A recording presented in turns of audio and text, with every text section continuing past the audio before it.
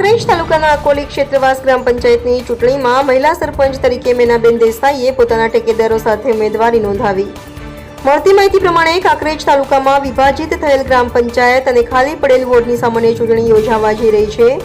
જેમાં કાંકરેજ તાલુકા પંચાયત કચેરી અને મામલતદાર કચેરીમાં લોકોનો ભારે ધસારો જોવા મળી રહ્યો છે।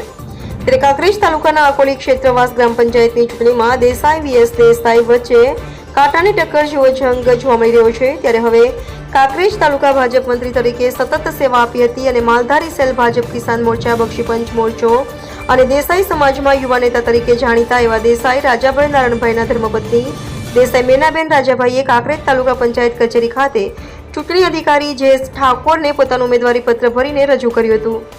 જેમાં એમના ટેકેદારો તેમજ 7 વોર્ડના સભ્યોને ડમી સરપંચ તરીકે form Desai Kinjalben Rajabhai,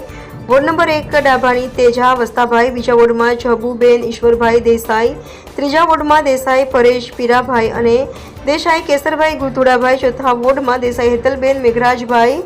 ward number 5 Desai Vijaben Bhagwanbhai, ward 6 Padhar Rekhaben Bharatbhai, ward number 7 Desai Malabhai Khetabhai, ward number 8 ST seat ખાલી રહેવા પામી છે, જેમાં 18 આરામના લોકો ઉપસ્થિત રહ્યા હતા, જેમાં ઉમેદવાર સરપંચ પતિ રાજાભાઈ નારાયણભાઈએ દરેક મતદારો ગ્રામજનોને તંત્રનો આભાર વ્યક્ત કર્યો હતો અને પોતે જીતની આશા વ્યક્ત કરી હતી।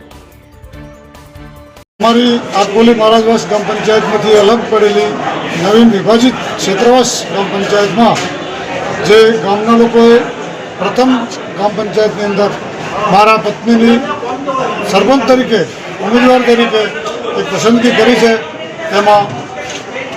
ગામ લોકોના સાથ સહકારથી આજે હું તાલુકા પંચાયત કચેરીએ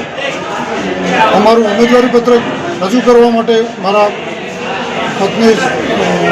મેનાબેન દેસાઈ સાથે બધા ગામ લોકોના ટેકેદારો સાથે અમે અમારો ઉમેદવારી પત્ર રજૂ કરવા આવેલ છે।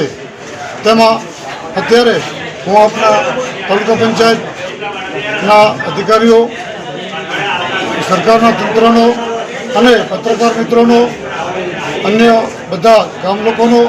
બધા તમામ સ્નેહી સંબંધીઓનો આજથી હું આભાર વ્યક્ત કરું છું અને મારી જે જીતવા માટેની ખૂબ સારી આશા વ્યક્ત કરું છું એવી પ્રાર્થના છે।